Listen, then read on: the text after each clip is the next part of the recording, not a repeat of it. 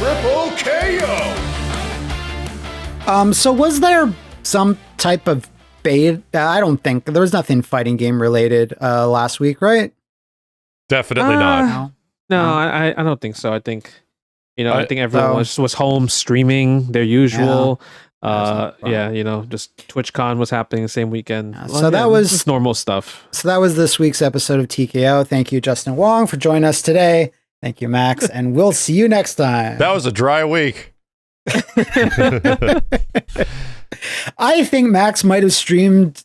I'm sure you can tell me more. Like, say if this is accurate, you probably streamed more during that weekend of the Street Fighter 6 beta than you have in a while. That was like relentless. Yeah, I did as much as I possibly could between, waking up super early and just trying to get enough physical sleep, and then, oh god, like family stuff would kick in. So I got between like 8 to 10 hours of stream time per day.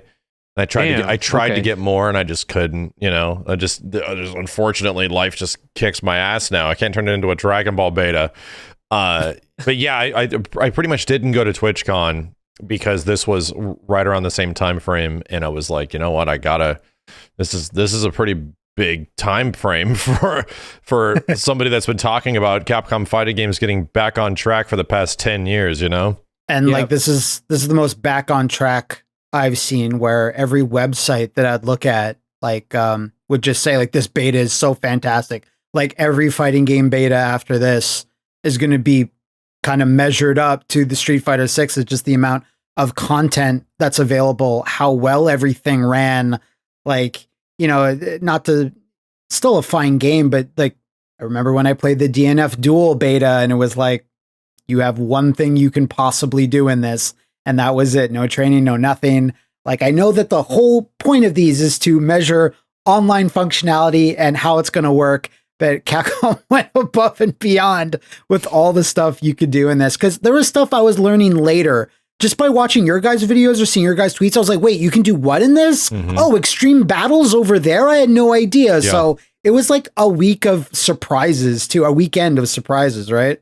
And it's just have to say big shout outs to Capcom for going from Street Fighter 5 beta, where it was just like communication error city, to like nothing. It was like you get to go in right away, create your character.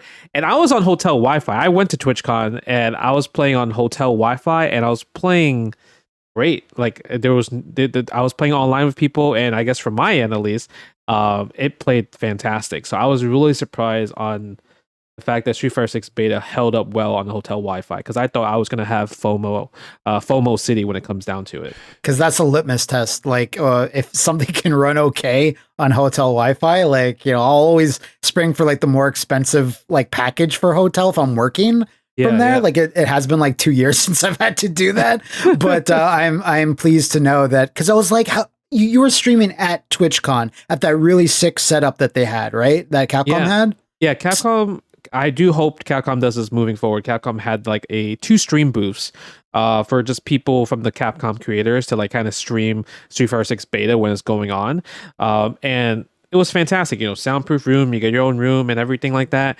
And you were able to stream. And then, they had like their industrial internet for the convention. So the stream went well there. And then literally on Thursday night, I was at a Razer party, and then it was like I saw Max go live, and I'm like, why is he going live at 11 p.m.?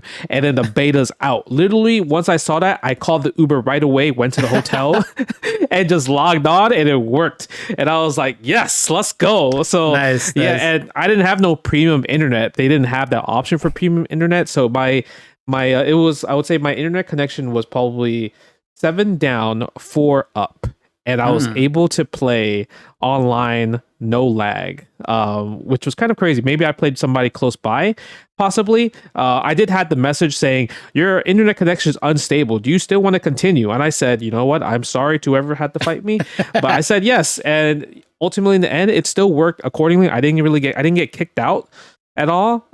So yeah, I mean, I was able to play the beta from my locations where I had limited resources. So I think that was a pretty successful beta from that regards. Yeah, okay, cool. I think in regards to overall beta funk, there was very little that happened in the 3-ish to 4-ish days that this was playable. And I was warning people about this. I'm like, just get ready. Like there's going to be, even though this is a limited test, and I was trying to figure out how many people were actually invited to this, and it looked like it was about 50,000 total invites that went out, because there was 20 on the second or third day, there was 20,000 people that placed in ranked matches. Meaning that they went through their 10 placement matches, or 8 to 10 placement matches, and then got stuck in bronze, got stuck in iron or whatever, or diamond or whatever it was, right? And actually got placed. So that's a big requirement, right? Like already, and ranked mode wasn't easy to find in this beta. It was in a very weird spot when you didn't realize it was technically there until you're like, accident, that's it? Yeah. So and you have to like assume that the majority of the user base is not going to realize that, right? Because people are just going to sign in, play for like maybe an hour or two, and then that'll be it. And so they're probably just sitting at cabinets trying to fight people. So I'm assuming that it was something around like 50K actually got invites, and 20,000 of them placed. So that's a pretty decent chunk, right? Mm-hmm. Not nearly as a lot of fighting game betas will get a ton, like between open betas and stuff like that will usually like peak the amount of people that are actually playing the game outside of launch.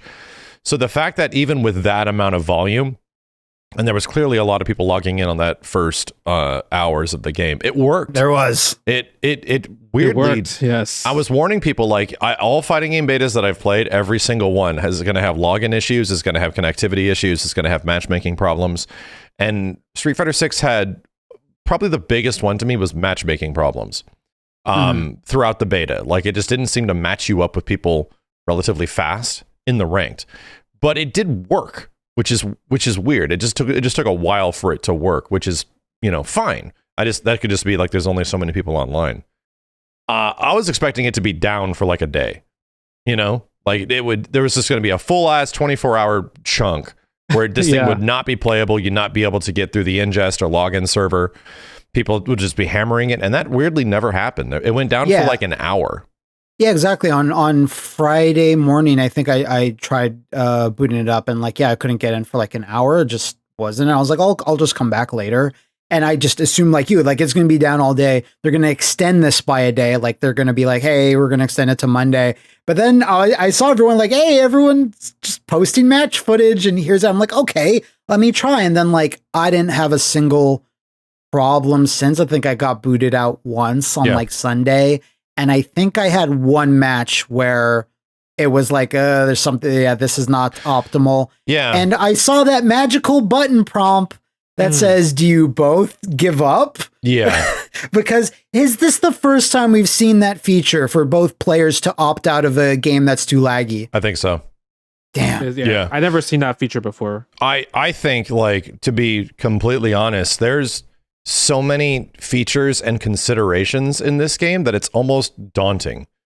Where they we thought of that. No, we thought of that. No, we thought of that too. Actually thought of that. Thought of that. You're running into this. We thought of that. It was almost bizarre how much consideration was made, where it was like, Jesus Christ, they were really listening during Street Fighter 5. They really were. They were just had like a notepad, and they were just jotting down every single thing that's kind of a problem in fighting games, and they're just like, yeah, we'll do this. The only thing that technically isn't being done yet is there's no free to play, free to try version, but we don't even know if that's going to be the case by the time the game comes out. There might be a select few characters that are just free, because it feels like you could download the Battle Hub version of this game as a separate client, because it acts like the multiplayer client of the game, So I don't know, man. It seems like that could even be the way the whole thing was formatted. Feels like that could even be the case, where it's just we want to get people to try our game just to give it a shot. It feels like there could be a core roster that's just free to try, even though they don't commit to the big old free to play thing. Like the whole aesthetic of the Battle Hub is look at this fun social area you can just hang out with and do silly things that don't matter that much. And hey everyone, there's an announcement. The new free character for the day, for the week, whatever it is this character. I could see that working really well for that in a fun and organic way, because for even released games or betas, just the social aspect, UMax posting clips of everyone doing silly stuff in the Battle Hub. And when other people did that too, I was like, Street Fighter has never had something like this. Other games have had, but not it's a direct take from Monster Hunter. Like, yeah. I'm like feeling Monster Hunter, because Monster Hunter Rise not as much. They only allow 4 people per lobby, but in Monster Hunter World they allowed like 16 to 18 or something like that. And yeah, I'm just getting those vibes all over again, where it's like, okay, they definitely learned some shit from Monster Hunter here. And you can do all this crazy wacky stuff in the lobbies, which allows people to coordinate and dance and DJ and create weird hybrid insane monstrosities. Killer clown from outer space monsters. Did you guys create like a character? Like, how long did you guys spend time to it? Or did you guys just went straight into the... I spent very little time. Yeah, I was like, get me out of here. Let me play the matches as soon as possible. But I have seen some crazy, like, I don't know, like tallest, biggest, like the waist and everything's like the thinnest and big muscular dudes and everything like that. They look like aliens from the Spore character creator when Spore was really big. The funniest part about that is that you look at those horrible characters and you're just like, man, what if that was somebody's like character through World Tour? Luke is like, hey, how's it going? They're like, I'm gonna be a Street Fighter. It's like Abigail's. They're trying to be real life Abigail's. Hey, kid, you look really photogenic, and your character's like, every moment I live is agony. Like, you know, it took me a little while to make my character, because while I was still making it was during that first like hour or two on Friday. And just as I was about to hit confirm on my character, it booted me back out. So I had to make them over again. But it was like, I just kind of made myself, and I was like, no, I want a pink top that shows off my abs, that's like the half shirt. I'm like, oh no, I feel good like this. So I kind of pretty. I feel so pretty. I kind of feel like when the main game comes out, it's like, who is not in the game and can I make them? Like, I'll probably just make Hagar, because I'd like to think this will be the time. This will finally be the time. We still don't know if Hagar is dead. There's weird memorials in Metro City, but it's still not a confirmed thing. Until I hear it, I kind of have like my flame burning brightly that Hagar will be added as DLC into this game. But just in case he's not, I'll just make Hagar when the game comes out. I think when it comes down to the customer customizations, the best one I saw from the internet was probably a Kazuya one. This guy made a Kazuya. Yeah, he made a Kazuya one. Looks just like Kazuya, had the scar and like everything. And I'm like, okay, he looks kind of sick. I'll probably spend more time when the game officially comes out. I only had one issue with the game, and I would say when you're changing characters, like the first time I played the match, you're automatically Luke, and you're automatically on modern controls. Yeah, and I'm like, wait, what's happened? I was like, I didn't get a choice. I just had to. I was like, am I just stuck on modern control? It almost feels like there should be a prompt ahead of time. Yeah, where it's like they would ask you, do you want to try modern controls? Do you want to go with the tried and true? Well, I mean, I assume it was just an oversight for the beta, but like the thing that really got me is that the first thing you did, you went into the main options of the game, like from the main menu, you switch to, it starts on modern controls, and it's like switch to classic, and you switch to classic, but that didn't actually affect the battle hub. You'd still go in and like, no, you have to press X, go through everything. And I'm like, okay, that has to be a bug or an oversight, because going into the main menu's options and switching it there should be like, that should switch across every mode or whatever. But I'm assuming that was just an oversight, because I was starting to have a panic attack. I'm like, there's no way you can just be Luke. No, they said Ken, they said Jury. So when you actually figure out, I'm like, okay, this is a little bit of annoyance to have to switch your character every time like that. But really, after a little while, you're like, it's not too bad. Like, it's an extra button, extra like 2-3 seconds. But it was still an odd way to do it, though. It is odd because it's modern. Because even if you switch characters after you finish playing, it defaults you to modern controls again. So once you select your character, you have to hit another button to go into like the edit options to like put classic controls again. Wait, what do you mean? No, I didn't have to do that after a while. You have to do that every time you switch a character? Every character you switch to, they have their own settings. So their own settings by default are just set to modern controls. So if you have like Luke and you change it, you're like, okay, let me just switch characters to Ryu, and Ryu will be on modern controls.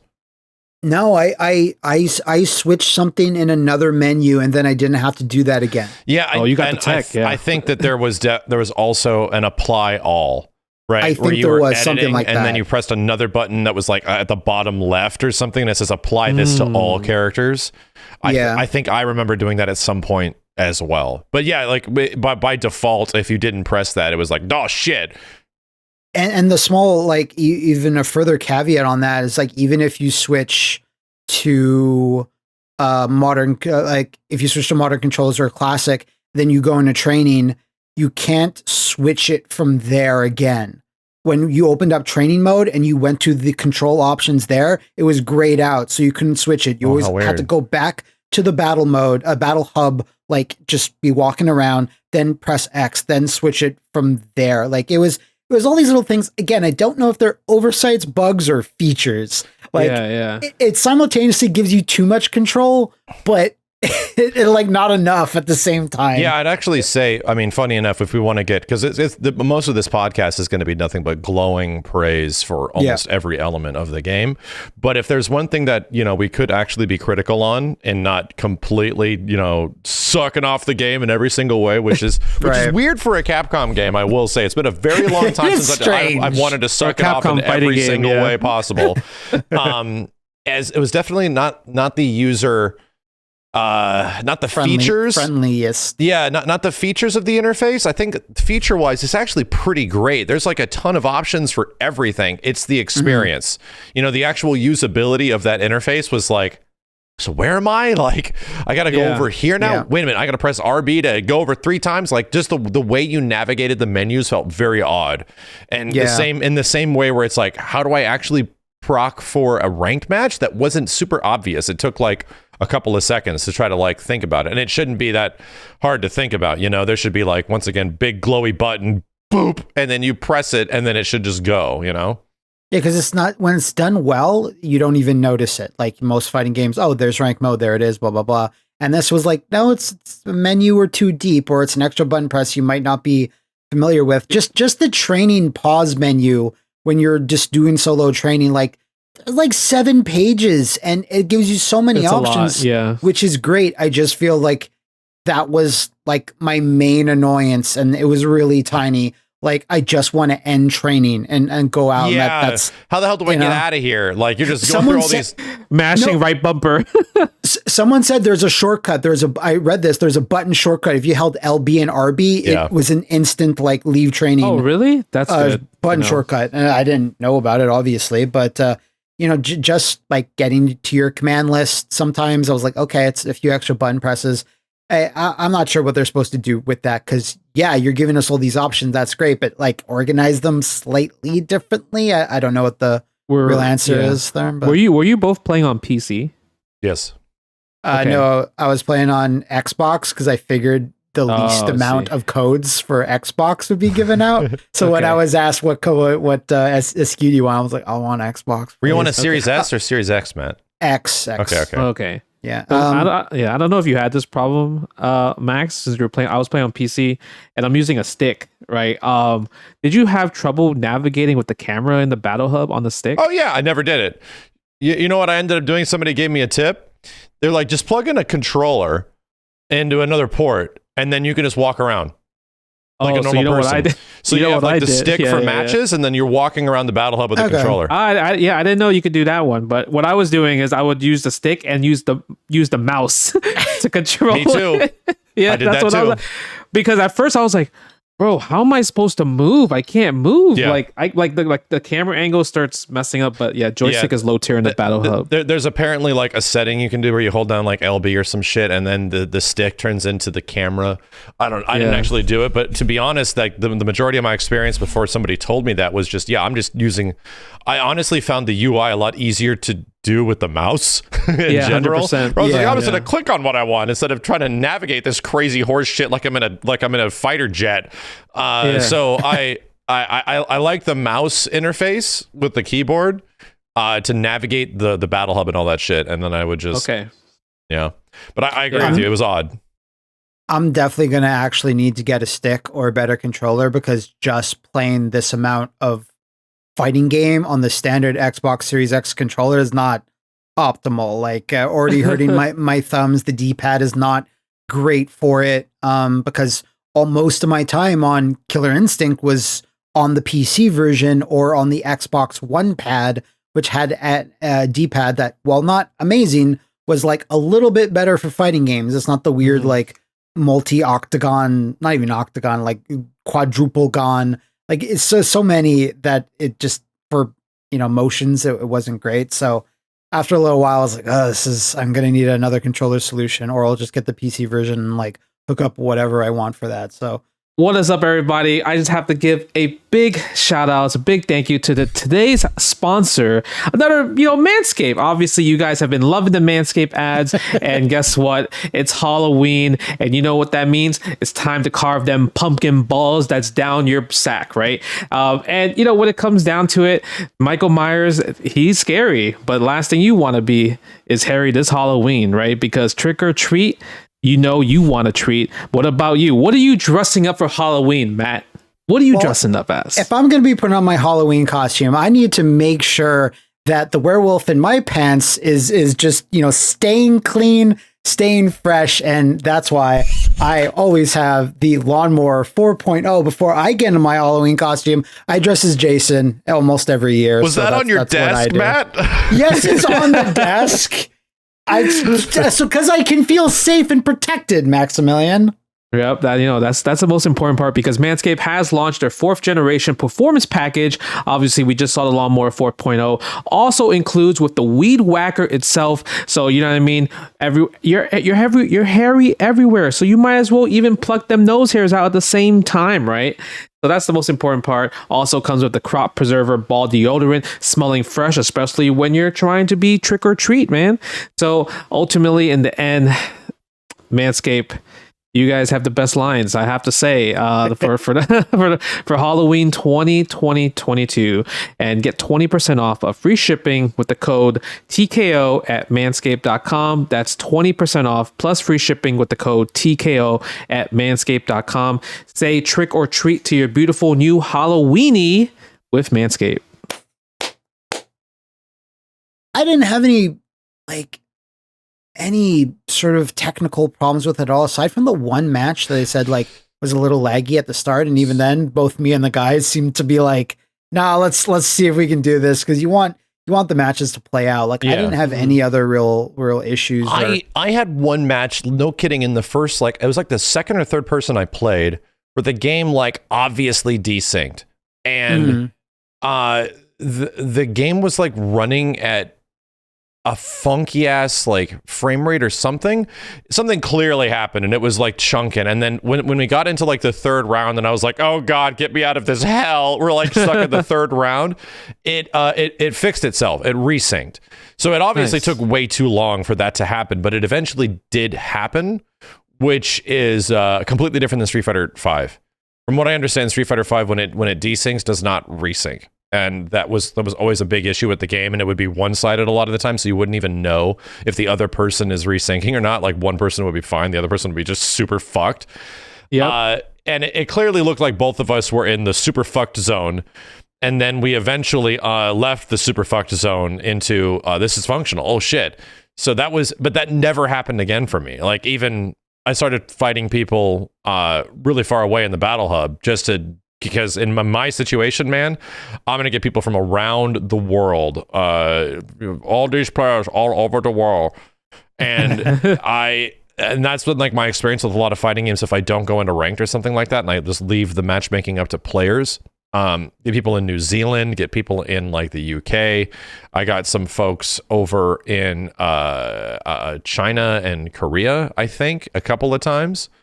And some of them were a little funky. The what Street Fighter 6 does is approximately for every 100 milliseconds of input delay, there is 100 milliseconds of ping, right? They add 1 frame of input delay. It seems to be the function. So if you are playing the game, it never went above 2. So the highest amount of input delay I ever played Street Fighter 6 was somebody that was pretty damn far away. This was a New Zealand connection or something like that. And it was at 2 frames of input delay. So you felt a little bit of delay kick in, and the rollback was a little chunky, but it was working. It was still pretty functional. Yeah. And that is just the nature. That's just the way. The funny thing is that you could actually see what it was doing. You couldn't control that. But that's usually the way most fighting games work with rollback netcode. You have to cake in a little bit of input delay for the rollback to actually work. It needs a frame or two to buffer to figure out what happened and to make the correction so that you never actually see the skip, you know? So 2 frames is what they were using, but not by default. By default, it was mostly like 0 most of the time.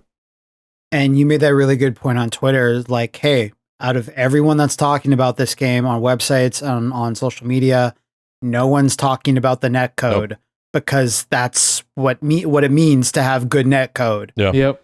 Yeah, you don't see it, you know. Suddenly it's like this when this is not an issue, it becomes invisible.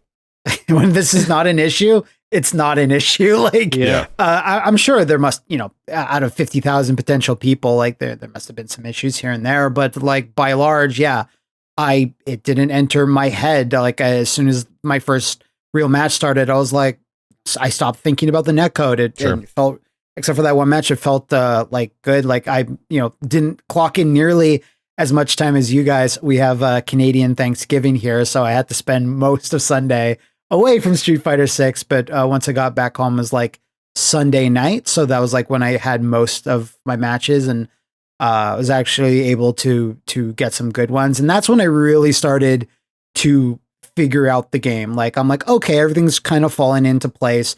Like Drive Rush, I was just starting to be like, okay, this is its functionality. This is what I can do. Being Ken and Kimberly, what I want to know is, since this is the most time you guys have had with it, have your thoughts on any of the actual gameplay changed or like get pushed in any other direction, or it's about the same of when you played it before? No, it's definitely changed. Okay, cool. What's up? Combos in general are crazy.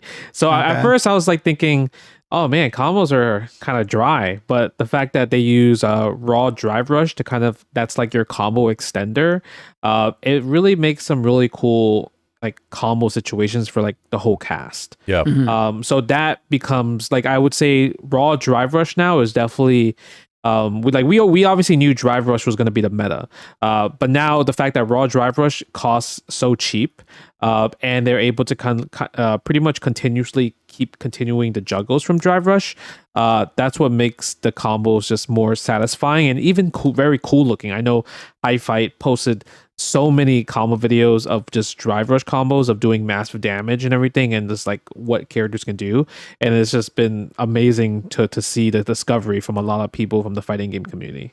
Yeah, and that's like, once again, like a really nice balance of the game was how offensively and defensively you use your green shit, you know? Yeah. And I just call it green shit because there's so many different applications of it. And there was stuff that was colors. Yeah. Mm-hmm. There was stuff that was definitely underutilized, but then there was like stuff that was clearly very good. And the thing that ended up being very good was raw drive rush ends up only costing 1 bar, and it comes back very fast. If you actually land a combo with it, you're going to get it back.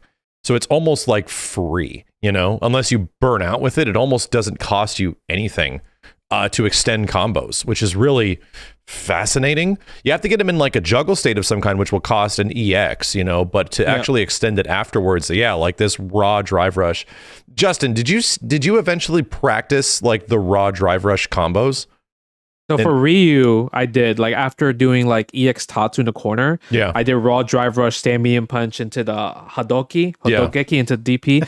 So I was doing stuff like that with Ryu mainly. The other characters I didn't get too much. It was more of just like mix up from like overheads or lows or stuff like that. And I tried the same thing. Ryu has like relatively like easy ones where it's like, you kind of learn the game with this. And then I tried one with Ken because he has a juggle state that's really shallow. That is like, you have to drive rush fucking quick. Like this is like 1 or 2 frame link timing, but it's not a link. It's like you just have to figure out when I got to press the thing and it's got to come out. So you're trying to figure out where the buffer window is. Like when am I done with this move? When can I run in? And we found a shortcut because I started looking at this amazing training mode feature, which is this frame bar, right?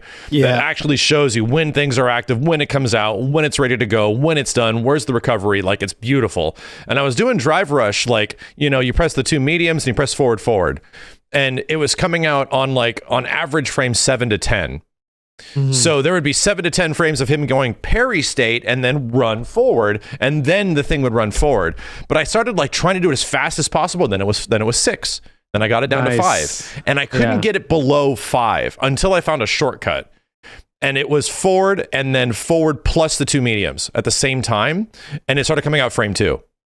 And then he did it even faster. It came out frame 1. There's like just frame electric timing for it. So if you have some characters, there will be combos that will require you to do like the just frame timing of like the raw drive rush to get the character to run in there as fast as possible. You just have to be like really strict with the timing and the buffer. And that's what this Ken combo was. It was like a 1 or 2 frame link. So it's like they actually added the execution back to Street Fighter, but in a completely different way. Like, yeah, it's cool. Completely different. And it feels fun to do. And it wasn't like immediately precise. Like you find some cool corner comp and you're like, that looks easy. And you try it, you're like, oh, it's not easy. What the hell? It's actually got some strict timing to it. This is crazy. Like I'm used to everything being Street Fighter 5. This is very weird. So when you say like execution, I was just thinking, this is my first time with the game, and you guys having covered it a lot before. We've talked about the game a lot before, but my like general impression of the whole drive system, now having gone hands-on with it, is like I really feel that they're like, you can do this really easily. And if you work a little bit harder and think about it a little bit more, you can use this. It's a little bit harder. And then if you're really getting good, you can use this, like Drive Rush or whatever, from a beginner to expert level. Like this system has a lot of accessibility at the start, and then there's a lot of, more in-depth mechanics you can get out of it and more utility on it.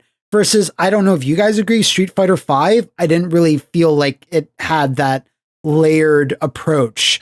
It was kind of these systems that were just there, and you either used them or you didn't. Definitely not at the start. Yeah, you're right. Yeah, not at the start. Okay. It would take several seasons before the game actually got like some spice. Yeah, and then the first that and like a lot of people that, let's say, got into Street Fighter 5 in the beginning, most of the time they probably wouldn't even ever use V skill or V trigger. It's just never part of their like utility. But with Street Fighter 6, is like they really are trying to make sure that you know that this drive system is in this game where you have to do it. Yeah. I see a lot of people comparing to drive stuff like Drive Impact and things like that to V trigger, and it's just not the same. Like V trigger is a comeback mechanic. It just is. This is not. It's a self-sufficient tool that replenishes depending on your actions. Like if you're defensive, it goes down. It's also your guard gauge. If you're offensive, it comes back quicker. Apparently, if you walk forward, it recharges faster. There's a ton of different... It's like Guilty Gear. Yeah, there's like a ton of different... It more acts like a tension gauge in ways that is always refilling.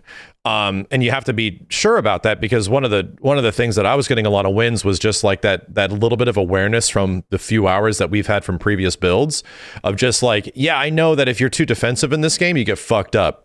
Yeah. And you'll get burned out super quick. The game almost asks you to start parrying shit if you're, because even higher level players I was playing were blocking fireballs, and every fireball they blocked, they lost a half chunk of a bar. Oh, it's a big chunk. It's a chunk. It's like, damn, you're just blocking fireballs and shit. Okay.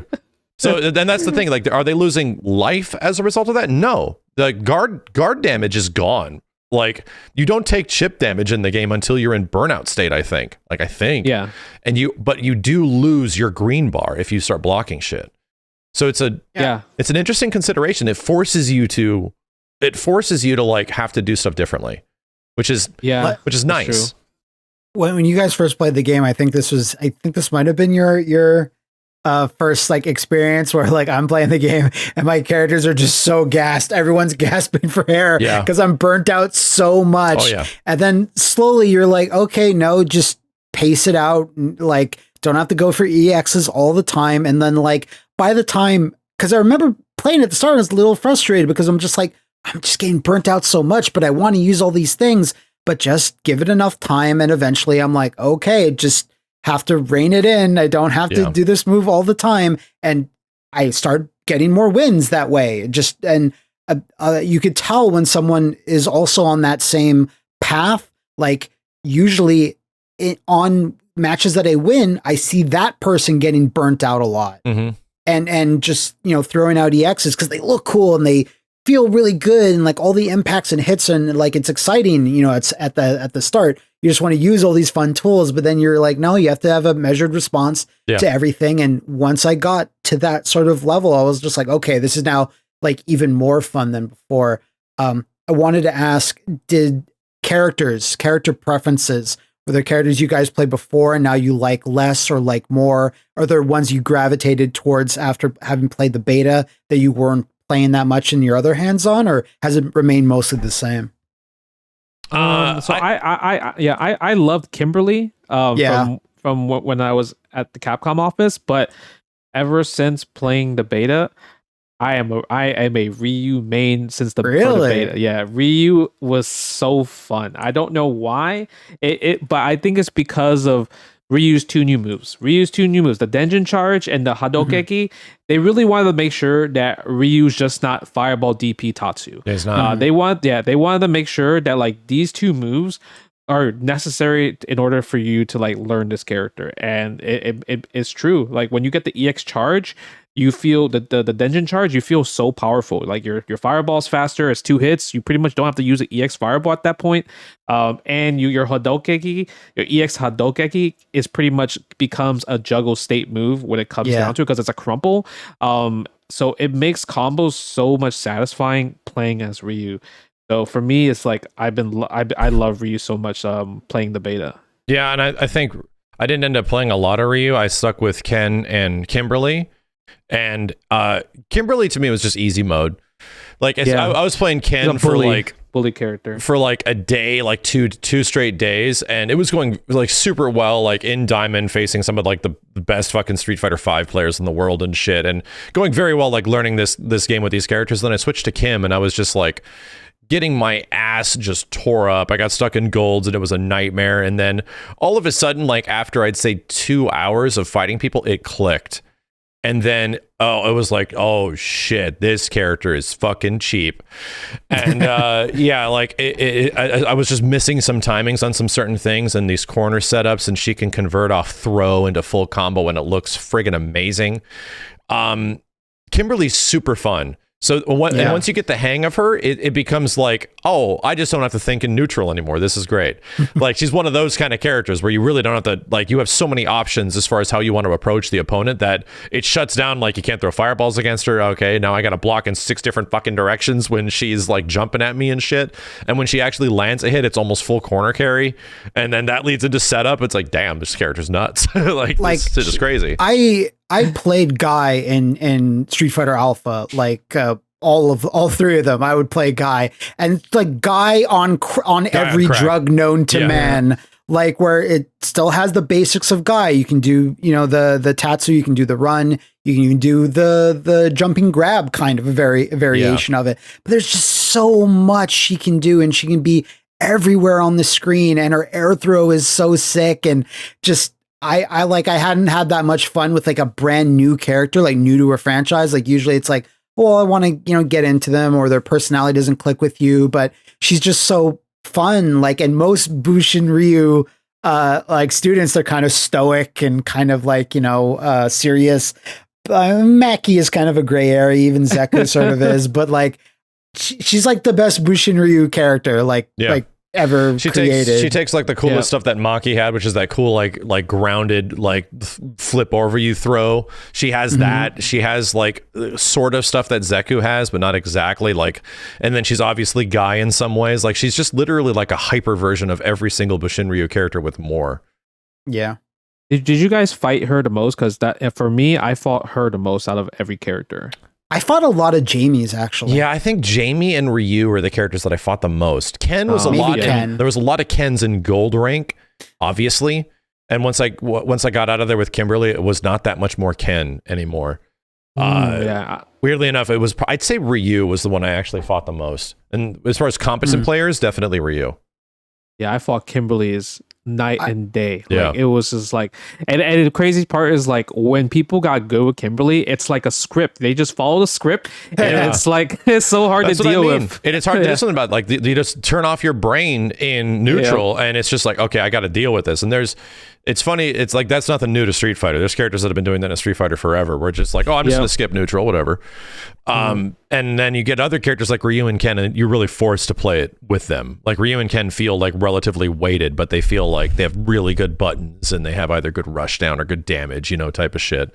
So to me, it was like I got two completely polar opposite characters when I was playing between Ken and Kimberly, and it was a nice contrast, Yeah, I thought maybe one Guile, maybe one Chun-Li. Like that, Chun-Li is less, yeah. They were the least amount of played characters that I personally saw, but like again, I didn't play as much as you guys. But like I think Chun-Li even like a little bit less, and I was kind of sad. I was like, oh, well, Chun is probably the most technical she's ever been in this game. So, yeah. I think there was a poll saying like there were like less than 100 Chun-Lis in like rank in top 100 on event hubs. Mm-hmm. So it was just like, not many people were trying to use Chun compared to the other characters. But yeah, she's definitely the most technical.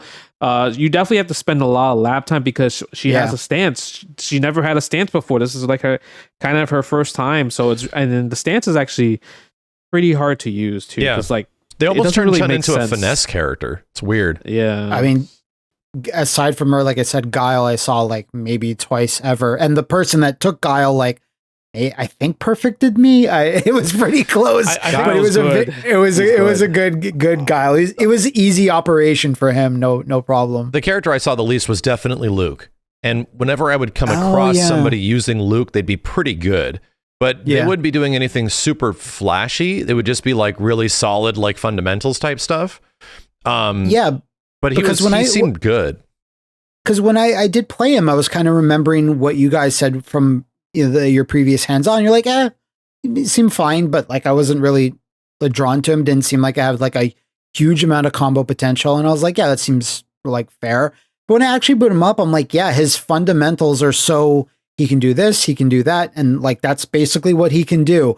But they're all easy to execute and looked cool enough, not as cool as other characters.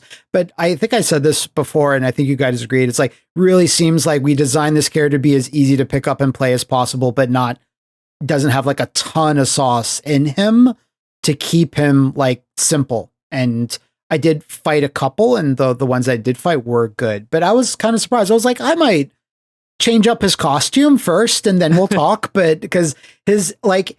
I thought at first his Street Fighter V look was lamer than his Street Fighter 6 look. But the more I looked at him in Street Fighter 6, it's like, I don't like this feet, and I don't like his costume. He has like Groot feet, like like kind of like a tree feet, like a tree foot. That's what it reminds me of. But I think the problem with Luke is that like there's just too much negative stigma from him in Street Fighter 5 because of like. Everyone complained about him. He was too broken. Capcom tried to nerf him a few times. Still the best character in the game, like multiple nerfs. So I think a lot of people are just kind of like, oh, I don't want to play Luke because I've seen too much of Luke of Street Fighter 5. Like literally, when you watch the Capcom Pro Tour, it's like there's no way you will not have a Luke in top 8. Right, it's like everybody plays Luke. Everybody that you thought that you love to see as character specialists from like during the Street Fighter pre-Luke era, they all play Luke as well too. Yeah, so they're Luke apologists. They're so pretty much people are just tired of seeing Luke as a character. But as from the Street Fighter 6 standpoint, he's a solid character. He obviously doesn't have as much combos compared to 5 because 5's juggle system is just way different, especially with the use of EX moves and V trigger activations.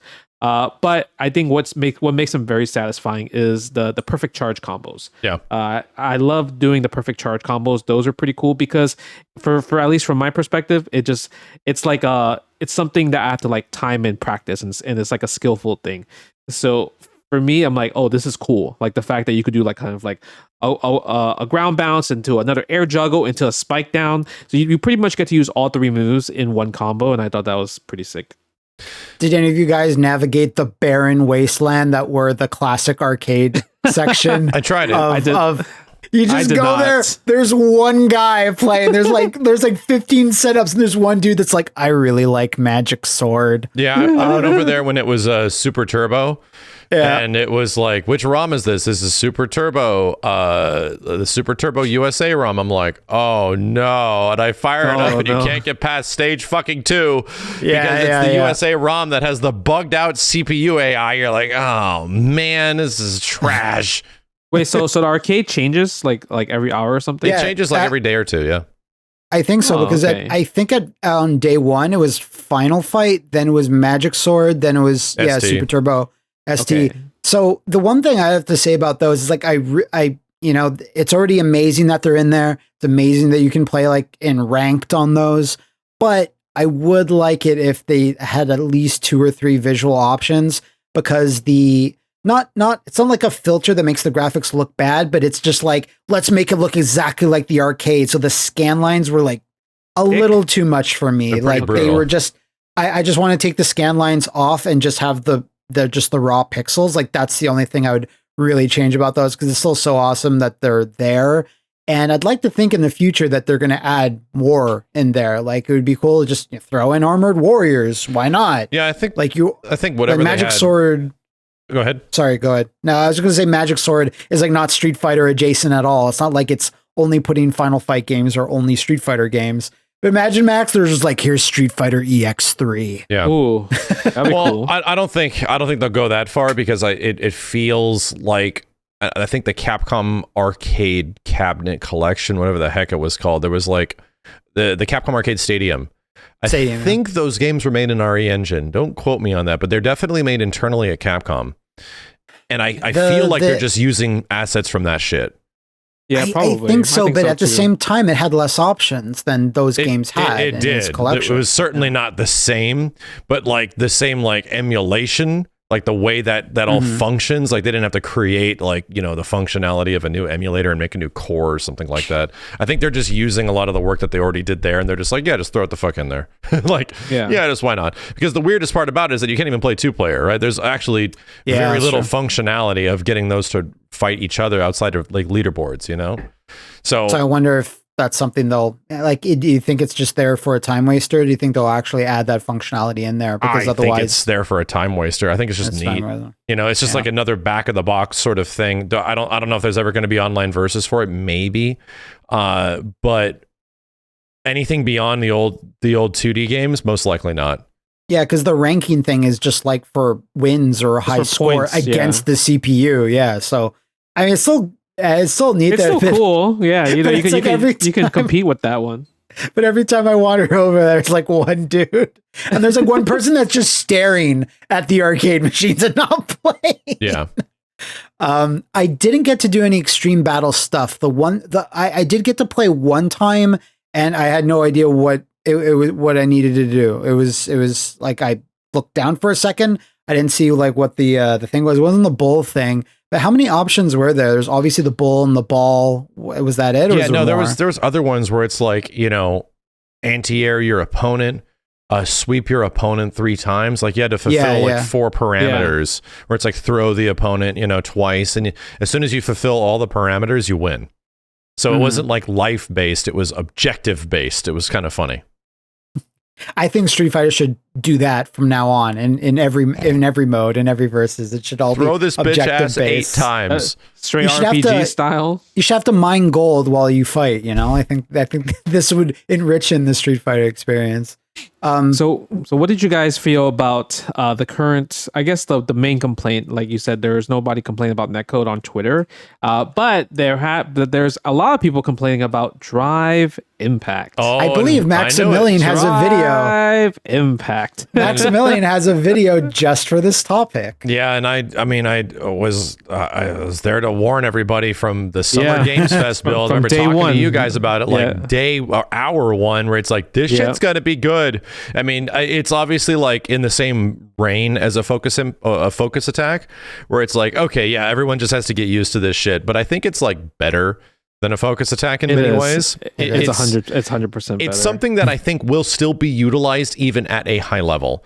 But I think so too. It's different than focus because it directly counters itself in a better way that focus ever did. Yeah. So, I mean, And its usability is way more than a focus attack because you could cancel like most attacks with it and type shit. And then you have, not even to mention, the fucking corner. And the corner in this game is like the most threatening corner in a fighting game next to the danger zone. Next to probably Tekken 7, where the corner is very threatening in that game. Yeah, like, and once again, these are just things we're echoing again from one of the first or second podcasts we did talking about the game. But yeah, like they directly complement each other. And do I think it's going to get changed? I don't. I think the whole game is designed around that system working that way. Mm-hmm. Yeah, I do think Drive Impact is there for kind of like a lot of people that not really got into fighting games or like competitively, or like even just like knowing how to play fighting games, like that's just something where they can just kind of mash for and just be like, boom, I was able to do something. Yeah. So that's what like, I don't think it's nothing like V-Trigger whatsoever. It's just something for people to button mash if they never ever played a fighting game before. But I would say, yeah, I mean, you're right. In the corner, it's very dangerous, especially because even if you block Drive Impact in the corner, you're gonna get hit by a combo, right? You're gonna get crushed into the wall, and then they get a free juggle from there. And then now you got to deal with the knockdown and everything like that. But I mean, like, we obviously know the counter to it. There's many ways to counter it. You can obviously Drive Impact back, which is like the greatest reward. Yeah. If you react accordingly. So it's so sick. Yeah. But you mentioned it. You mentioned like you have to react. Like, you know, when you were playing at Summer Games Fest, you have to like eventually just get used to the timing. Like, I've seen people talk about, man, like Zhao Hai, one of the fastest reaction players can't even react to. I'm like, well, he's not used to it yet. You're not gonna. People are just not naturally going to get used to Drive Impacting another Drive Impact literally on a beta when people don't know or not familiar with it. So it's just once you give it time, you'll see people Drive Impact way more successfully. Because it definitely is reactable. Like even and there's definitely several ways to counter it, right? Outside of just like parrying, outside of like supering, because there's always those. But the obvious one is to Drive Impact them back, like you said, because it gives you the best reward. There's definitely things you can do in neutral and in pressure to see if like, it's happening. Just jump. Let me do it. Yeah. Just jump is not a great response. To be honest, the best response is to Drive Impact back because it gives you the greatest reward. And like the game itself even like makes sure to say in the text about it, like, you can do these 3 things. Like the game is quick to tell you, like, this is not hopeless. Yeah. You can do 3 things. You can throw someone out of it? Yes. Yeah, you can. Okay. That was what I was like, wasn't sure. I'm pretty sure people did that to me. Yeah, you need like a couple of frames to engage the throw. So you can't just like, if characters are like doing a big button into Drive Impact, you're probably not going to get the throw there. No. Right. You have to have other options. But the cool part about it is that the more I played the game, all it really is, what it really ends up being is a flow chart check, right? Where it's like, you can't just do low forward fireball in this game. You can't just do button into special. You can't just like always throw out this really good poke from this range. Good long normal, yeah. You can't, you're not guaranteed those things anymore. If somebody makes a good call, right, and that's not a cancelable normal or something like that, like Ken has his amazing stand HK, right? Yeah. Really, really good button, hits hard, counter hits, leads to run combo, like all this cool shit. It's not cancelable. So if I'm doing stand HK and fishing that shit, and some guy calls it with Drive Impact, I am stuck. And I just have to eat full ass combo after that because the Drive Impact is going to work. So that's kind of the interesting thing about it, is that it like is almost like a flowchart check. You can't just do low forward fireball against people. No, they will Drive Impact the shit out of the fireball, and then you're going to get messed up. You have to be really aware of all that shit. And even when I'm reviewing my gameplay, I'm like, why wasn't I Drive Impacting that? Why was I letting them get away with that shit? Like, no, I had several options there, and I just was blocking. Like, you're still stuck in old Street Fighter mentality. Yeah. I think there's that one. From me, like, I would say maybe I was able to another Drive Impact like 70% of the time. Mm-hmm. And there's definitely be times where it's like you're not gonna guess right. Like, you're going to get hit by it by just pressing buttons, too many buttons in neutral, or you're not gonna react to it and you're gonna get hit by the wall, right? That's just you know, it's definitely gonna happen in the future.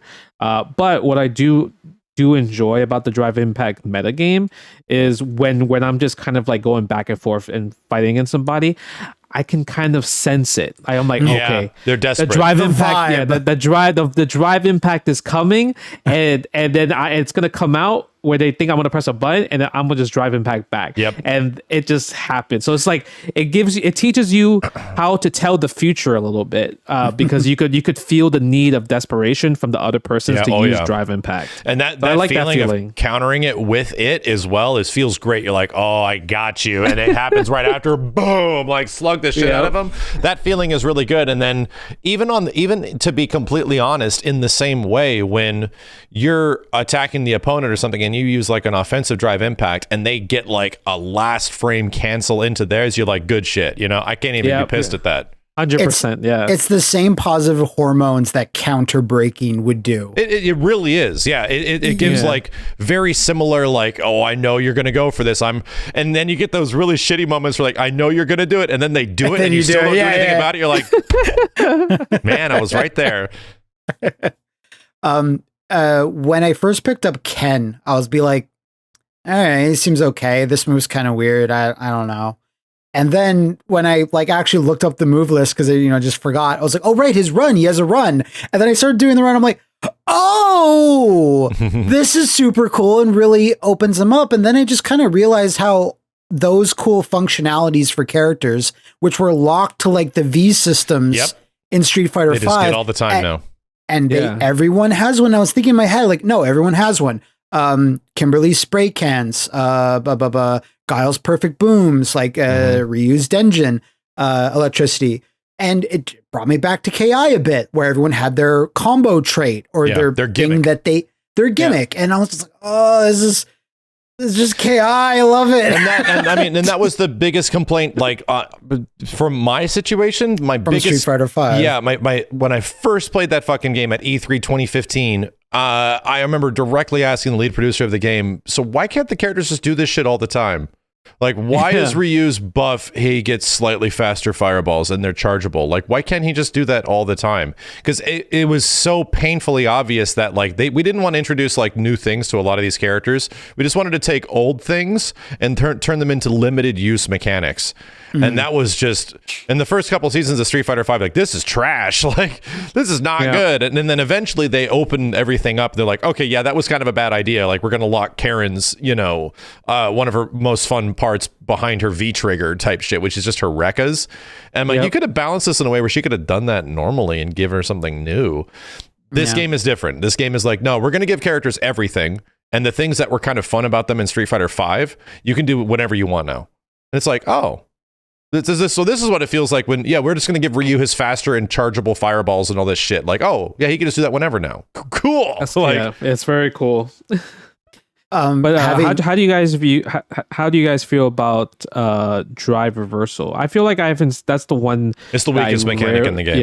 I rarely use. So I'll say in my situation, I very rarely ever use it. I use it like once or twice to success, right? But why are you drive reversaling when drive impact exists? Right? It's like what drive reversal essentially is like a 2-bar usage, and it knocks them away from you, right? I get it, right? But if you successfully call someone on like a block string and you drive impact them, the risk is essentially a bit greater because you get drive impacted back, but the reward is way more. The reward is you now get full fucking combo. So it seemed like parrying or drive impacting was better than drive reversal, because drive reversal was also punishable on block. Like I had people do it to me and I blocked it and I would just medium whatever. Like, wow. That's not good. Yeah, because drive reversal also had a longer startup as well too, so it didn't have like, like in Street Fighter V, there's some characters that have like quick V reversals, like Ken, right? It's not a knockdown one, but it's a quick one. But it seems like the drive reversals for this game, it was just longer startup, where if you drive reversal a medium punch, like people block it and then you get punished by a lot. So that seemed brutal. The usage of drive reversal just seems a lot much harder to definitely do compared to using the other mechanics. And I was saying the same thing in a video where it's like, should drive impact change? Because it's really good. It's kind of overpowered. Like, yeah, it is really good, but there's a lot of other stuff that is really overpowered in this game. I don't think you change drive impact. I think you change drive reversal. I think that's how you balance drive impact. You you look at the other options where it's like, so why aren't people using, parry to get out of situations? Why aren't people using drive reversal to get out of situations? Why is it drive impact that's always being used on defense, if not offense? You know, I think the answer is probably there because drive reversal did feel kind of weak. Yeah. Speaking of parrying, like probably not during the beta, but when you guys had your other hands on, is just like it took me a good longer than I'd like to admit of like, how am I getting off all the third strike timing and thinking of how parries work versus this? Because I was struggling. Like, I just need to press it, just tap it. I don't need to hold it. Yeah. In most situations, and making that distinction between, okay, no, this is something I should hold because like it's a tattoo, it's whatever, or versus regular parrying, which is just the same thing repetitively. Sure. Versus a nuance here, and that took me a while. But the couple of times I ever got a perfect parry, and you're just like, the world ends when it happens because it looks so cool and the feedback of it so sick. And seeing moment 37, that one was crazy, completely redone. And I'm just, a lot of people are like, oh, that looks so stupid. Why does the perfect parry take so long? It like breaks the flow. I'm like, because it was never intended to be used in such a crazy manner. Yeah. And people aren't realizing that situation will never happen in an actual match. Like perfect parry is almost when you don't intend for it. You're not trying to go for it on wake up where you're actually usually going to get perfect parry. Yeah, you're not going to get that shit. Like perfect parry is like a red parry in third strike. It is, and it's probably even tighter timing because of when you can actually press parry in Street Fighter 6. So no, this isn't. This is like a 2-frame, 1-frame catch window or something like that. It is very limited. I'm sure most people have figured this out about me, but I have never, with intent, have done a red parry. It's the most. Mine's usually by accident as well too. I did not mean to do that. Mine is like instinctual. Like I'll just go for it, and when somebody throws like an EX fireball against me or something like that, and then you just try to red parry the second hit. You know, and I'll just try it, and it works. You're like, oh hell yeah, yeah, for like 1 second. But yeah, I thought the parry system, like I the only time I ever really used it during the beta was obviously against easy projectiles, right? Projectiles, EXs, supers. I use it against a lot of wake up supers. When somebody did wake up super, instead of blocking, I would just go into parry right away, which is it gave me everything back. So that's great. But in terms of like pressing it during like block strings, I'd never use it at all. So I'd have to. I really gotta get into training mode to figure this stuff out and figure out how I'd set it up in training mode. But I was watching Automatic mess around with that stuff quite a bit, and parry's weird, man. Like it's a lot better than we thought it was because we thought there was like a tap parry that was faster and a hold down parry. There isn't. It is just parry. Parry has a certain amount of frames of recovery. However, you can just cancel your parry recovery into block at any point. So parry is safe. Even regular parry. Even regular parry. Parry is completely safe. You can't punish it. You can throw somebody out of it, but I swear to God, I would parry like a light attack, and then they would walk up and throw me after, and I'd be holding back, and I'd be able to tech throw. Oh, okay. So it like really, and I feel like in even some situations, I could cancel the recovery into specials or supers if I wanted to. So I feel like there's a lot to be discovered with the parry because it was relatively underutilized in the beta. In some situations, it seemed really good on wake up because it did not guarantee meaties. You know, if somebody tries to meaty you in Street Fighter 6, you can most likely get a perfect parry because that timing just sort of feels about right when you do that. But I think it's going to end up being possibly very good because even when people were doing the obvious strings like jab, jab, jab, low forward, you know, type of stuff, or like short, short, short. I was perfect parrying people in between that shit when I started trying. So it's like, okay, I'm just gonna throw a parry here because if I throw it out, it's gonna catch or it's not gonna catch, and I'm gonna hold down back after, and I'll just block the rest. Fuck it. Yeah, so it was working. Yeah, that makes sense. I guess that makes sense because I guess what we were kind of like brainwashed or taught was like, yeah, you hold down the parry to keep parrying, right? So, but then I think it's more of just like you were saying, like you just have to just tap it, right? If you just tap it and then cancel into like the next thing. Like I didn't even know that. I saw Vicious posted this video where he perfect parry a projectile and he backdash, and I was like, whoa, what was that? You should. Yeah, right? Perfect parrying projectiles has like has actual perfect parry recovery. So it gives you +7. Oh wow! Off of any projectile. So if somebody does low forward fireball against you and you perfect parry the fireball, you could just stand HP, go fucking crazy. Yeah. Like it was like, whoa, what? Like the fireball just vanishes, boom. I'm like, wow. There's like no time in between. Like almost like that you didn't get the slowdown, but you got all the frame advantage. I'm like, yeah. Didn't know that. Like you can immediately respond afterwards. So like it means any fireball is from like a mid-range distance is technically unsafe if you perfect parry it. So it's like there's definitely a lot of inherent risk reward built into this game where everyone's going to play as safe as possible, right? Everyone's gonna, because that's just the way fighting games are played. Everyone's gonna play as reserved and as safe as possible. But I feel like over time, certain play styles, depending on how this goes and how they balance it from this beta, I feel like they want this game to be very read heavy, right? I feel like, I think almost like it's a Virtua Fighter in some ways, where they want you to like feel shit out and like get your opponent in the corner and then make a big fat ass read and you get a huge reward, you know?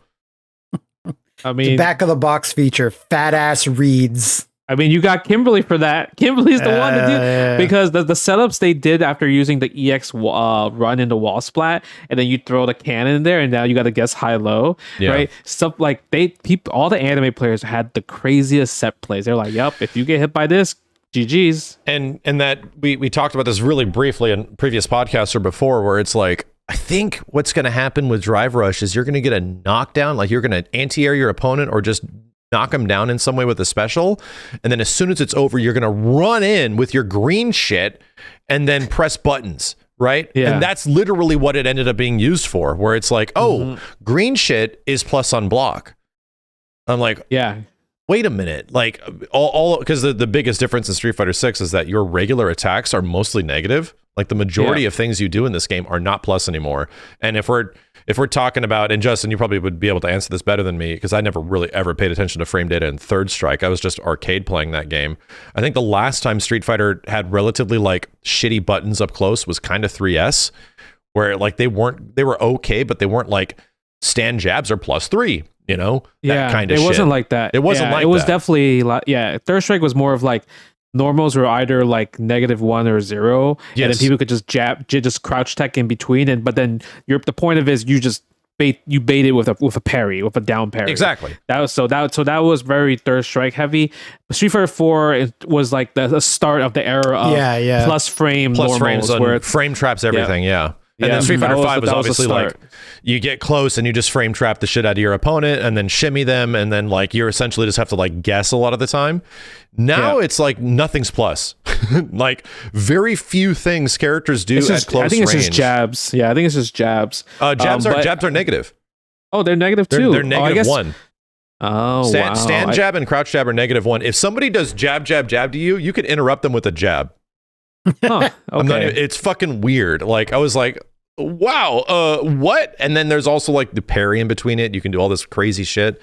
So frame data is funky now. Like it just makes the game feel different at close range than it did before. I guess I guess that helps to stop from people that would benefit from frame data to kind of like bully like new beginners and new players, right? Because they would have to find a different way to attack. Because a lot of times when you play Street Fighter 5 against people, you put them in a +2 situation on block, and then you know your button's gonna win, and if they press a button, they lose. Yes. Right. So a lot of times people just get counter hit all the time in Street Fighter 5, throughout the whole entire lifespan of it. But at least with Street Fighter 6, people don't have to worry about it as much, right? Because they have mechanics to kind of like stop those type of like strings and everything. Yeah, and it felt like spacing was more important, where it's like, oh yeah, I'm going to throw out this from here, and if you try to jab me out of it, I'm going to press a button right after and punish the jab, right? Like, and that becomes very kind of Street Fighter 5-y, where it's like press a button, walk back a second, medium. Yeah. And what I find funny is that you can just enter Street Fighter 5 mode if you want by doing Drive Rush, right? Knock somebody down. Here comes my green shit. I'm now +4. Like almost the The green shit is really cheap though, because even the overheads are plus on block. Plus 4 overheads. Yeah, the overheads are plus on block. Is kind of crazy. I mean, I'm sure you did it, Justin. I would knock people down, target combo, jumping button, Tatsu with Kim, drive rush in as they're like waking up, and I would make them guess between the low medium kick or the overhead. Bro, Ryu straight dome in the same dome shit. piece right there all the time. Yep. Isn't that what you posted on Twitter? Like a Kimberly combo that was pretty much what you just described there. I remember seeing a clip like that. Not exactly. Like mine was just showing off Kimberly's crazy like the way her teleport sort of works, and it actually has her shift back and forward. Kim can run in and do down medium kick, and this is actually a good button. It's actually plus on block. It's one of the few plus on block buttons she's got. But if you drive rush in and do it, it adds a bunch of frames to it. You can do down medium kick, stand medium, punch into target combo. However, because go ahead. So, no, you go ahead. So I mean, it's either down medium kick or you drive rush in and do back heavy kick, which is her overhead. Her comboable overhead, and you get a ton of plus frames after that. You can do her standing target combo afterwards, which is just like Party City, boys. And you get to choose between either one. So the biggest, like, at that point, it's like, oh my God, I have to guess 50-50 against all these characters. Well, no, you don't. Parry exists. Drive rush exists, right? And I can also not do that and throw. So there's always like an option to be given on defensive and offensive. Like it harkens back to everything you said, both you guys, when you played it early. It's just like the whole thing is really about opening the game up to let characters do cool shit at any time versus what that was in the earlier, at least the earlier seasons of Street Fighter V. And like largely it just, I mean, to me, and I think to both of you guys, like they're succeeding, except for, you know, maybe drive reversal, like you're saying, could use a retinkering or whatever. Like just the core gameplay, I was like, everything I felt that was like not great immediately, like became better and too great over time. For sure. By the end of Sunday night, I was like, oh, I need to go to bed. But I was like, I just want to keep learning more. And that's the thing, is like usually when I play a fighting game and I bounce off it really quickly, it's because I'm like, okay, well, I don't know what it is. It's just not clicking in my head. I have no interest to continue. Like DNF Duel is one of those things where I'm like, these characters look cool. They do all this cool stuff, but I don't know what it is in my head that's not clicking. You know, that's not making me want to learn. I think I can tell you exactly what's clicking or not clicking. And it's the thing that makes like Street Fighter 3 Third Strike like one of the most engaging like fighting games there is. Because of the parry and third strike, you're constantly being engaged as a player, right? There's always a decision to be made of, should I do this? Should I try to go for that? Because of how open-ended it can be used, right? It can be used on fucking block, for God's sake.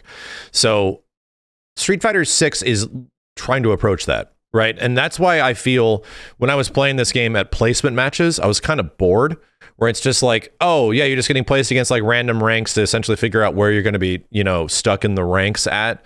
And it was just going really well.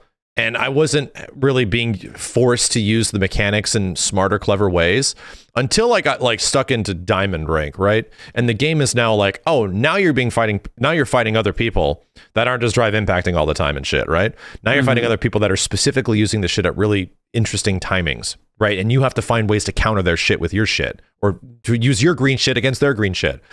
And that's where I was like, oh, this shit is fun. Like, oh man, when I actually have to like actively think about this, and I'm constantly like making decisions of like what I can do on wake up, when I can do this, when I can do that, I have all these options at my disposal. That engagement feeling was kicking back in. Like I feel like that's not exactly like Third Strike, obviously, but Street Fighter 3 Third Strike is unique because you have to consider so much shit at any given time throughout a lot of that game's life cycle until you get to the very highest level. You know what I mean? So I felt that in Street Fighter 6. I felt like this game is constantly like engaging me with me paying attention to their green shit, my green shit, when I can offensively do it. Are we in the corner? I want to get them into the corner. Like, and now we're in the corner. Now we have to play this like cat and mouse game in the corner. Like there's always moments to like get us to those spots where it should be interesting. And then, oh shit, they drive impacted. I fucking missed it. Like that stuff is super valuable in my opinion. And that's why I didn't end up liking Third Strike for combos or specifically parrying. I ended up liking Third Strike because the game was constantly like, oh no, you're in it with this dude. And you got to like be on the ball. They have to start like really thinking about what they're doing and paying attention to it, because if you do, you get big rewards. And I feel like Street Fighter 6 is trying to do that. Like they're really like working hard in every single way with all these mechanics, maybe outside of drive reversal, to engage the shit out of the players, which is why I was like having so much fun. I felt like I was getting better at incremental little things instead of just being better at matchups or footsies, you know? Yeah, like it goes back to the adage of like a fighting game needs to offer stuff for beginners and then have more stuff that gets peeled back over time. Yeah. With not just hidden like glitches or like things that are just discovered, like with the actual design of the system of the combos or whatever it is. But you have to offer those like sections of like you start here. You can stay here if you want. You can drive impact all day if you want, and you'll be matched with other people, like you're saying in goal, like just drive impacting. But then if you level up, you can go there, because like some fighting games, like, you know, are kind of static. Yes. In that these are our systems and learn them or not, or you're just not going to get anywhere. Yeah, I've definitely felt that in several fighting games, where it's like I feel like I know a lot of this game, and now I just got to learn like the grindy shit. You know, the grindy I shit, can't really do anything else with my character that is like super engaging or different. I just have to essentially fight against the 40 plus characters that are in this cast to learn what they do, what the usual habits are, and what their gimmicky shit is. And now that's like, that's where the time has to be spent now, you know? But unlike, and for example, just as an example, I started playing Tekken 7 again because it's hard. Because it's like one of the hardest fighting games to learn and be good at. And there's so much knowledge checks and information and matchups and your character, like all this stuff. And I'm having a blast. And I'm really enjoying it, like win or lose most of the time. And I feel like the reason behind it isn't because like I'm specifically getting victories or ranking up. It's the fact that like I don't feel the grindy part yet. I'm just getting better at all these other things, like between sidestepping and where does this character do this at, and where does my character do this shit better at, what is this counter hit setup? There's like a billion things I can do outside of just grind, you know? And then whenever I come back, I'm like, okay, today I'm going to try to land more low parries. Today I'm going to try to sidestep a little bit more. Today I'm going to try to make sure I land my counter hit stuff. And there's so many of those little hurdles that you can jump across that I don't even feel like I'm grinding it. And I've been playing for like 20, 30 hours. And that's good, because a lot of fighting games just it seems like they want to get you to the grind as fast as possible. Where it's like, oh yeah, you figured out your character. 5 hours later, like you pretty much found the best combos. Have fun. Now you just play the game. It's like, no, I actually don't like that. Like that feels like now I'm just grinding. Now I don't have anything else to discover. That sucks. Like, and I feel like Street Fighter 6 is trying to resolve that in several ways.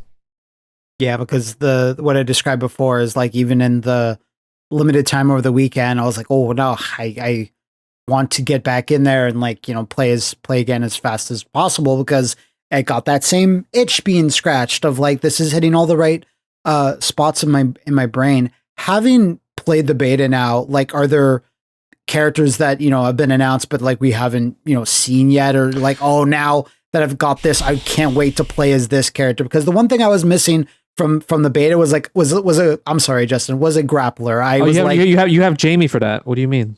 Yeah, Jamie had a command grab. That's all you get. You have Jamie. One command grab, but that's it's a very strong command grab. It is, but I want my Zangief, I want giant 7 foot tall muscle lady, Marissa, and what's the able lady? I think it's from Manon. France.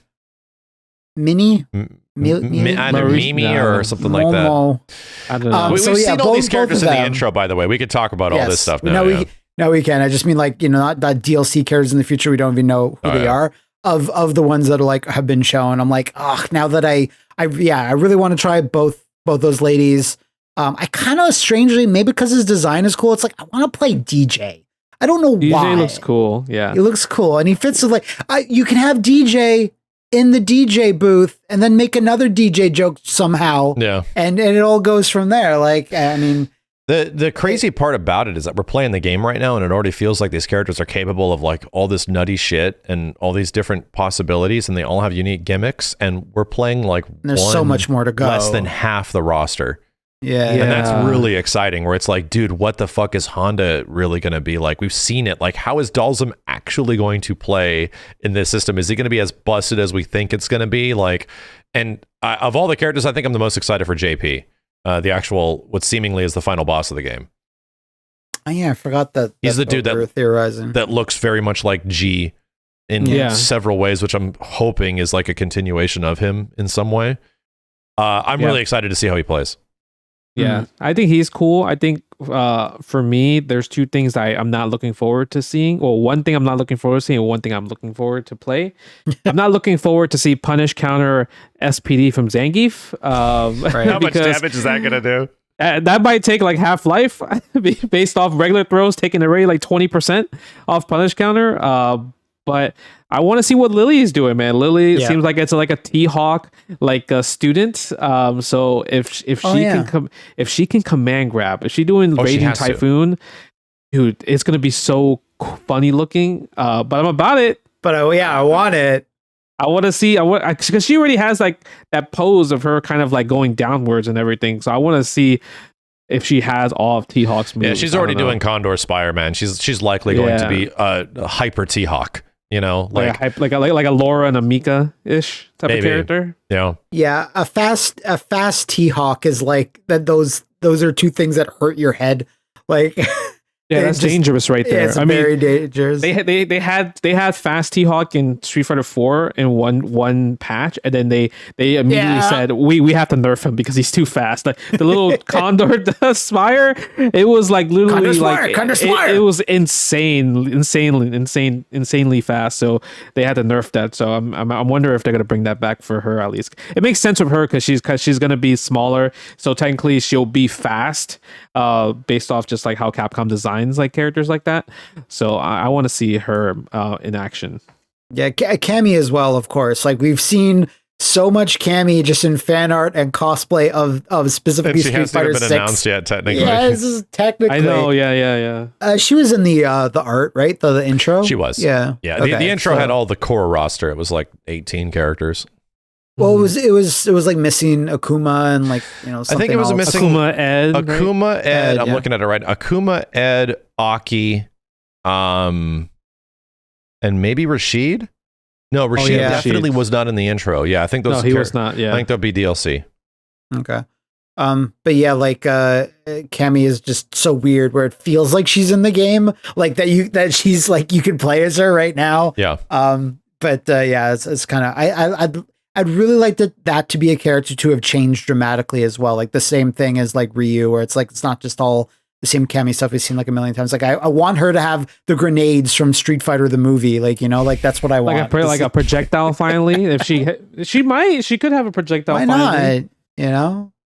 I think that would be pretty. I think that would be pretty interesting. I mean, they made Chun-Li into pretty much a finesse character, yeah. Right. So I think Cammy would have to be different because, man, she has been the same since like forever. She has never changed. Yeah, man. Right? Like I feel Cammy because Street Fighter 5 Cammy is like one of the most driest characters in the game, dude. Bone dry. It's the same character, like it's literally like the same shit. Yeah. Like, and I think Street Fighter 6 is like once again, and we've seen it with Kimberly. We're probably going to see it with like Mimi. You know, not Abel. We're probably going to see it with not T-Hawk, right? Where these characters are probably going to be like, if Kimberly's anything to sort of like. Because obviously, based on existing character, right, isn't that character has a lot more stuff than those characters have ever had. I'm already really excited for characters like Mimi and Lily because we got Abel and T-Hawk as references. So how crazy are those characters going to eventually be with those movesets? And that seems really exciting to me. It's funny because they're all stoic, kind of bland people to work off of. Yeah. So how do we take the interesting parts of these characters and turn them into like cool characters? And, you know, no shade against T-Hawk fans or whatever, but it's like I wouldn't say like these are characters that are crackling with charisma. They're not. And like what you know, what if Lily was like a Nakaru? Is she just fucking hawks an eagle at you, bro. I mean, she has like seeming like boomerangs or something like that. She's holding like a projectile in some way. Weapons or something. Or weapons of some kind. Like, yeah, like tonfas or something, or boomerangs. Maybe. So she's gonna do something. You know, I feel like we're obviously gonna see like Condor Spire and, you know, big old grabs and stuff like that. The nice part about it is that we were already seeing characters with like absolutely nutty shit where it's like, oh man, yeah, well, I just get free 50-50 overhead or low full combos off of Oki type stuff. Like that's already happening in the beta. And then you get Blanca where he's like, I'm just Foss now, eat this shit. And then he like throws mini Blancas that explode on your ass. So he crosses you up and it's like, how am I supposed to do anything about this? Oh, that's right. The game gives you a ton of things you can actually do defensively against this stuff. And that's where I sort of see the most fun of Street Fighter 6, where they don't, because of the core mechanics, they do not have to be afraid of giving characters some goofy shit. We don't. We have provided counters. Our system should be good enough where it's like, oh yeah, you have 3 huge defensive options if you want to have to deal with this stuff. So that means our characters are allowed to get some nutty shit. You can run and get an overhead full combo. You can do overheads and they're not super negative and punishable on block in general. That is so weird to me. I'm like, I blocked reuse. I blocked it. I should be able to punish it. And you can't. It's actually safe. I'm like, wow, this is weird. It's like how Street Fighter 5's system restricted the characters versus the system frees them up to do weird shit. Like because the system is designed in such a way, like we can go a little nutty. Like they went a little nutty with the last couple of characters in Street Fighter 5. Oh yeah. Like look at all this shit Akira can do. Look at all this stuff Dan can do. And like an entire game being built around that philosophy is exciting. Just before we leave T-Hawk, because you know everyone has always been asking us in the comments, you guys need to talk about T-Hawk more.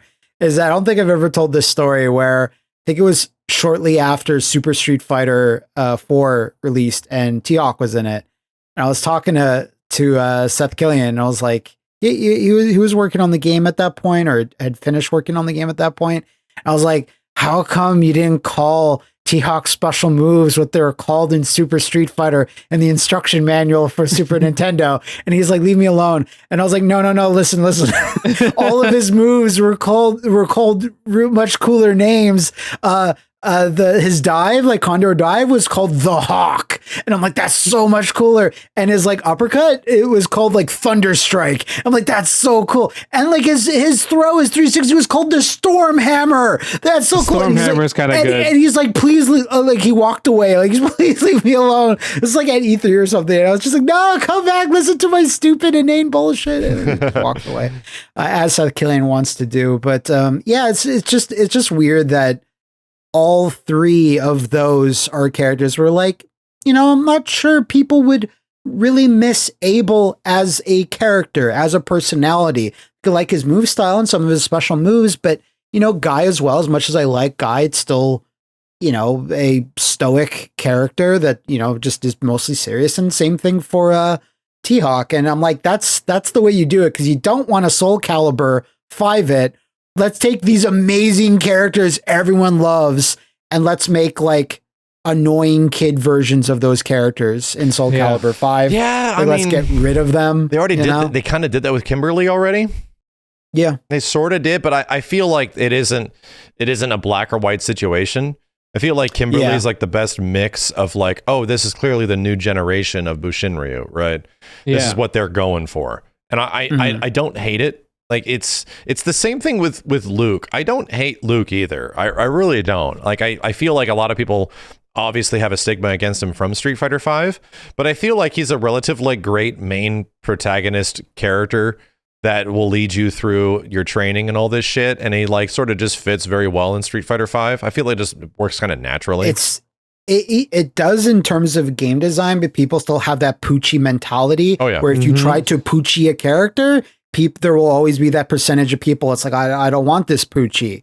Like, you know, like I guess the character that narrated you through Street Fighter 5 was Dan, right? I guess, but it was used in such a Dan's mostly talking in text or whatever in the story mode or the training mode and blah, blah, blah. But now it's like, you know, Luke is walking and talking to you and saying things, and he's most likely going to be on the cover art and he's in like everything because someone has to be the Poochie, I guess. But that's it's like the future of Street Fighter, man. Even if you say Ryu or Ken or Chun-Li are like the central characters, it's never struck me as Street Fighter needs a central character to be like. Mortal Kombat's a bit more like Scorpion and Sub-Zero, Jin and Kazuya or Heihachi. But like Street Fighter's always been the world warriors to me. So I guess when you start to say, hey, it's like Alex's push failed in Street Fighter 3, where they're like, he's the main character. It's like, it's hard because you've had a bunch of different games where it was the entire cast that was the character. So I think no matter who you put, no matter how charismatic or interesting a new character is going to be, if you push them in this position, it's really tough to convince people. Because I saw some people like, yeah, no, Luke's fine, and like I saw lots of people like, oh God, I can't stand Luke. I can't stand his feet. Big ups to the mod that modded Luke into Jury's my God pose. That was the best. I was like, I'm gonna be seeing that in my dreams tonight. Yeah, Jury's. We're no longer gonna get Jury, the freaky foot Jury folks. We're gonna get funky foot Luke. No more freaky foot. We're gonna get funky feet now. That's the most important thing. They're playing like Felicia versus Bishamon, and if Bishamon ends with a certain move, you just cut Felicia in half. Did you make sure to see Orchid's thong? Here's 30 more chances as she spins around. See, you've got the Batgirl shirt on, and you're wearing a Robin t-shirt. Batgirl and Robin to your Batman. And Turtles is like Star Wars in the Star Wars is a 70s thing that ran into the 80s. Turtles started in the 80s, but really grew in the 90s.